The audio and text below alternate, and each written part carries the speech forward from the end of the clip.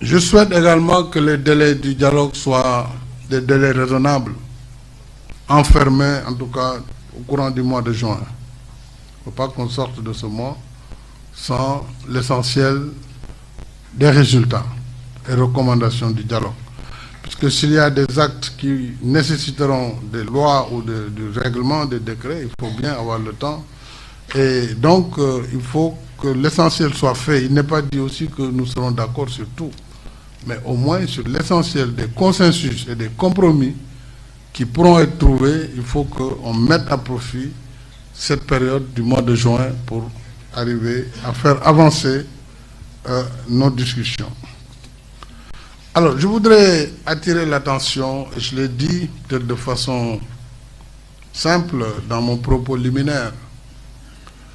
Il y a une situation nouvelle dans notre pays où certains acteurs ont choisi de détruire la République. C'est leur choix.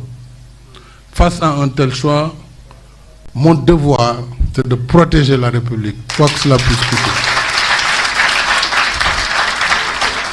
Nous ne pouvons pas accepter dans ce pays les menaces faites contre des juges au quotidien, qui sont appelés au téléphone, qui sont menacés de mort, dont les domiciles sont recherchés pour y mettre le feu.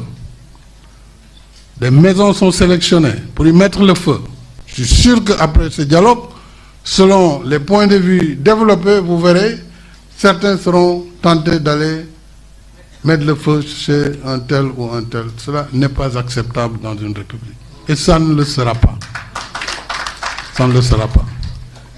Le Sénégal fait l'objet de critiques à l'international. Vous suivez, nous suivons tout ce qui se passe. Une campagne orchestrée contre la République, contre le président de la République. Contre le président, c'est pas grave. Je sais me défendre, je sais me battre. C'est pas là le problème. Mais contre le Sénégal et ses institutions, sa démocratie.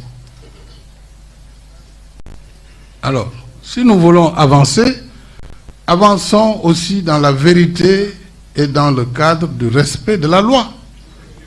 Au moment où nous parlions cet après-midi, un individu a été appréhendé, il a tiré sur un jeune manifestant. C'est un civil, ce n'est pas un policier, ce n'est pas un gendarme. Donc ceux qui tirent et qui tuent, vous le savez bien, ce n'est pas nos forces de défense et de sécurité. Ce sont les forces les plus républicaines en Afrique, reconnues par l'Organisation des Nations Unies.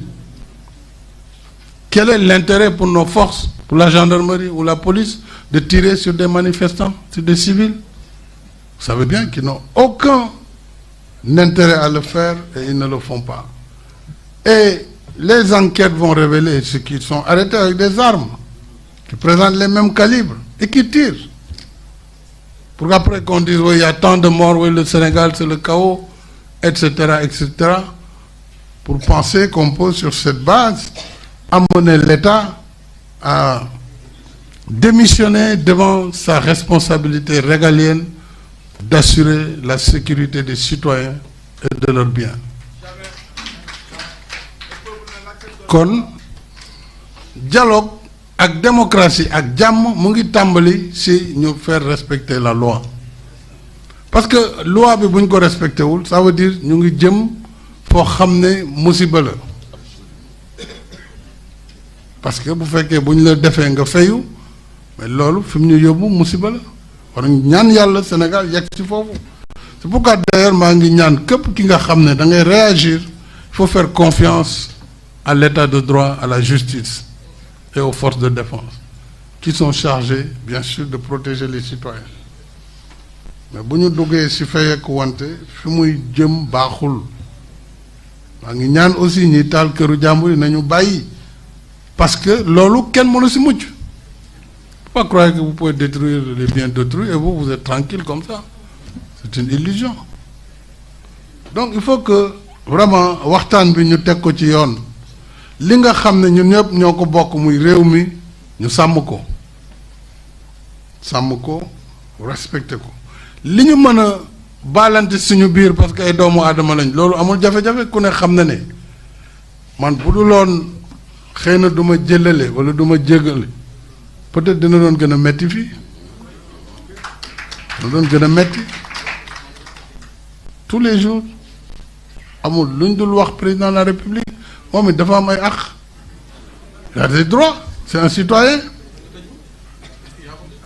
ku ñu tëj rek dafa am loo def da nga jàdd yoon donc dialogue bi maa ngi gërëm ñi nga xam ne gëm nañu les vertus du dialogue te duñu leen décevoir parce que man au-delà de dialogue au-delà de ay mandat nee naa leen poser leen mandat poser leen débat bi waaye li nga xam ne mënuma koo bàyyi mooy kuy jéem a faafaaga réew mi wala di ko jéem a yàq wala jàpp ne mën nañ fi installer kaw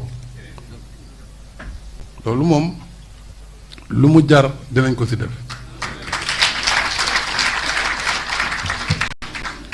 mandat boo leen bëggee da ngeen koy ñaan ma ne leen jël leen soo leen bëggee waaye ci njëkk nag ci njëkk de waaye par force doo nekk doo nekk candidat ñu teg ko ci leen ci seen bëgg-bëgg mais au nom de quoi te ñi koy wax ñoo campagnoon ne référendum bi bu wuy jàllee président dana def 2 mandats tout le monde le sait, tout le monde sait lire le droit kon débat boobu duma ci dugg parce que débat dialogue bi la man nangu naa ñu débattre ko dans le dialogue man ma gêne nullement comme nangu naa ñu débattre l'ouverture et l'inclusion parce que c'est pour le Sénégal, c'est pour l'avenir de ce pays donc loolu bu ñu ko gëmee nañu dem ci dialogue bi dans cet esprit pour faire avancer encore notre démocratie. Mais nag, ne me demandez pas de croiser les bras face aux velléités de déstabilisation de notre pays. Que personne ne me demande cela. Ce n'est pas possible. Ce n'est pas possible. Force doit rester à la loi. Alors, pour le reste, jàpp naa ni chaque parti doit vraiment le plus rapidement possible désigner ses représentants.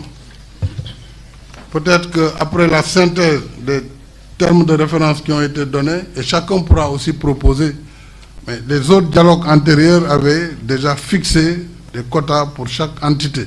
Su mbooloo bi bëri lool aussi dootuñu mën liggéey. Donc commission yi nañ ci dem de façon vraiment rationnelle pour que ñu mën a am résultat yu am njëriñ pour askan wi li ci des nag yaakaar naa ni sant leen rek ak gërëm leen moo ma war sant waa réew mi sant kilifa diine yi ak kilifa aada yi sant kilifa parti politique yi ci boor bu ñu mënti nekkee mais centre également le secteur privé ak centrale syndicale organisation féminine képp ku fi toog ci anam boo fi mënti toogee ñu sant la gërëm la ndax lii dafa am solo te it mooy lii def l'exception sénégalaise day wone ni am nañu nos propres ressorts pour gérer nos crises te loolu mooy sagu Sénégal loolu nag kenn waru ko yàq ci dialogue bi kon vraiment maa ngi gërëm leader politique yi nga xam ne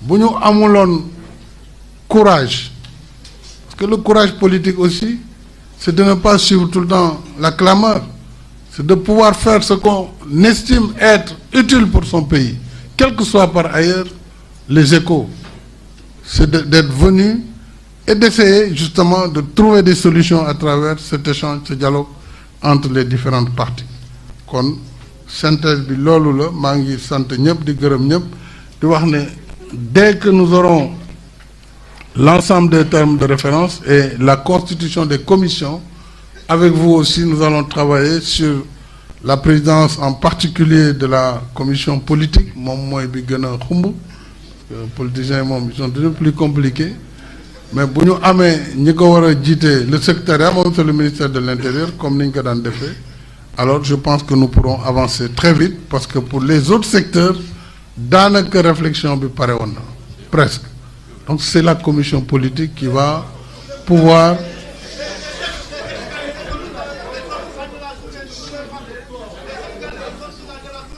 les waaw